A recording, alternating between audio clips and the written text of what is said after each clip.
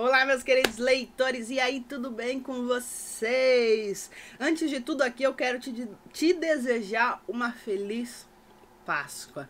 Hoje, domingo de Páscoa aí, domingo de ressurreição, domingo de alegria, né? Porque a Páscoa é a razão da nossa fé. Nós comemoramos a Páscoa aí, é o fundamento da nossa fé. Jesus morreu, mas ao terceiro dia ressuscitou. Ele nos deu direito à vida eterna. E isso é lindo, é maravilhoso. Então não poderia deixar aqui, antes de começar a comentar aqui o nosso desafio, Feliz Páscoa, que você viva o verdadeiro significado da Páscoa, tá bom? Coma seu chocolate, como o que você quiser, né? Mas não esqueça de Jesus, não esqueça da cruz, não esqueça que ele morreu na cruz por você. Tá bom? Gente, e hoje estamos no desafio aí de 2 Coríntios, um capítulo por dia. Hoje é o capítulo 4.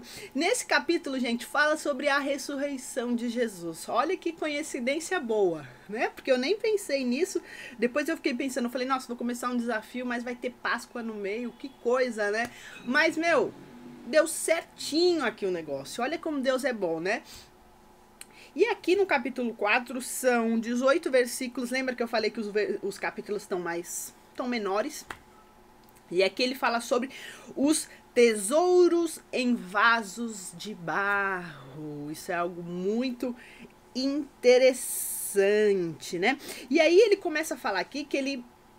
Lembrando o quê? Que o apostolado ali do apóstolo Paulo estava em jogo, porque estava surgindo aí falsos apóstolos, mestres, e ele começa assim, ó: portanto, visto que temos esse ministério pela misericórdia que nos foi dada, não desanimemos, antes renunciamos aos procedimentos secretos e vergonhosos. Não usamos de engano, nem torcemos a palavra de Deus. Então ele está se defendendo, porque estavam também falando mentiras aí do apóstolo Paulo, que ele era mentiroso, que ele era não sei o quê.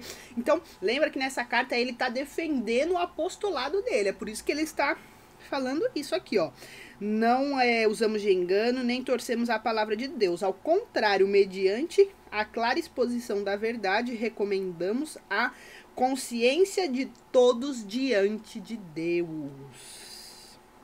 E aí, gente, no versículo 5 ele fala assim, ó: mas não pregamos a nós mesmos, mas a Jesus Cristo, Senhor, e nós como escravos de vocês por causa de Cristo. Então, eles não ficavam pregando da vida deles, que eu sou bom, que não, eles pregavam sobre Jesus, né? Isso é algo maravilhoso que ele fala aqui, ó.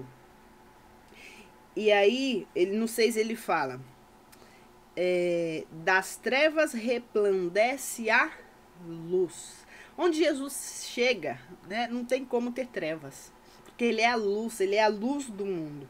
Aí no 8 ele fala assim, ó: de todos os lados somos pressionados, mas não desanimados. Ficamos perplexos, mas não desesperados. Somos perseguidos, mas não abandonados.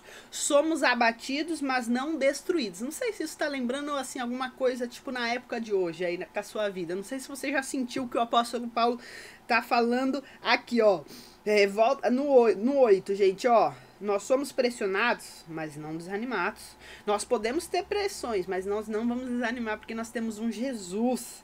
Nós ficamos perplexos, mas não desesperados. Será que você tem ficado desesperado com alguma coisa?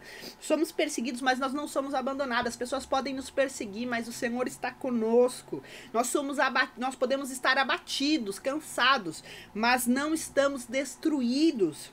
Trazemos sempre em nosso corpo o morrer de Cristo, para que a vida de Jesus também seja revelada em nosso corpo. Olha que lindo que o apóstolo Paulo tá falando aqui para nós, né? Nós todos vamos passar por dificuldades, por lutas, por perseguições, que mais que ele falou aqui? Pressionados, perplexos, mas nós temos uma esperança, nós temos um Jesus, gente. Isso é muito lindo, né? Hoje ainda, no dia aí de Páscoa, a Jesus é a nossa esperança. Ele ressuscitou, ele vive. E é isso que ele tá falando aqui, ó.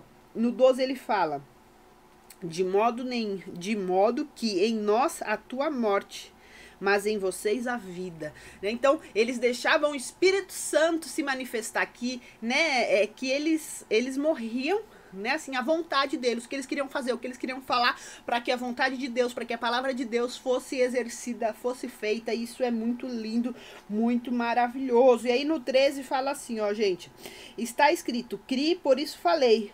Com esse mesmo espírito de fé, nós também cremos nisso que falamos, porque sabemos que aquele que ressuscitou o Senhor Jesus entre os mortos também nos ressuscitará com Jesus e nos apresentará como eles. Tudo isso é para que o bem de vocês, para que a graça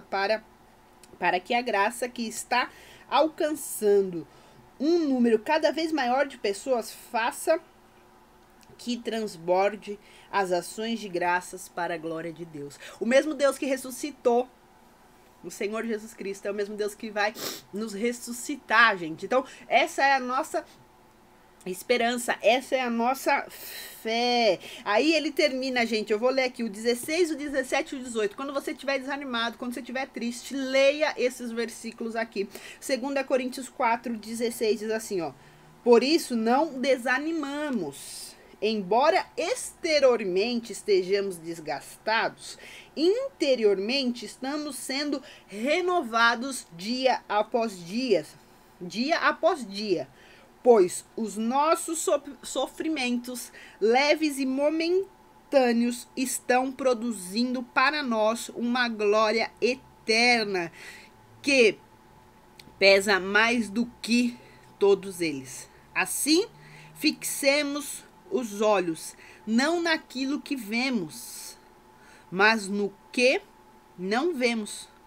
Pois o que vemos é transitório, mas o que não vemos é eterno. Essa mensagem que eu quero deixar para você aí nesse domingão de Páscoa lindo e maravilhoso, que nós lembramos que Jesus morreu numa cruz por nós. Que você não olhe para o que seus olhos estão vendo, porque nossos olhos só veem coisas ruins. Olha como que o mundo tá, olha como que tá tão difícil. Mas que você possa olhar para aquilo que você não vê. A sua fé, a sua esperança esteja em Jesus Cristo, que nós possamos fixar o nossos olhos naquilo que é eterno, naquilo que nós não vemos. Jesus nos ama, Jesus morreu, ele foi ao céu, mas ele vai voltar para nos buscar. Que essa esperança, que essa fé te encha aí de força para continuar. Tá triste, tá desanimado, mas que você não pare, que você saiba que tem um Deus que cuida de você, que tem um Deus que entregou o seu filho para morrer na cruz por você. Você quer coisa melhor que isso? Gente, que prova de amor maior é essa? Então que você esteja firme, olhando para aquilo que os seus olhos não veem, aquilo que é eterno.